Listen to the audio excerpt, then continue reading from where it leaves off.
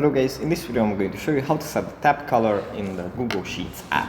But before that, don't forget to subscribe and leave a comment down below, because at 10,000 subscribers I'm going to show you my whole YouTube revenue statistics and growth strategy. So without further ado, let's just jump right into it. First, you have to open up the Google Sheets app.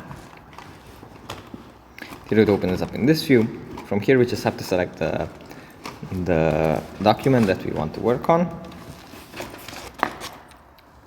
And then tap on the tab that we want to change the color of.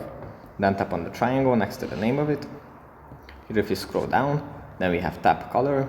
You can just tap on this, and we can select from basic colors like these here, or we can set a custom color. And yeah, now the tab has this color as an underline below it, and we can organize our stuff more easily like this. So that's pretty much it for this video. Hope it was helpful for you guys, and I'll see you in the next one. Bye.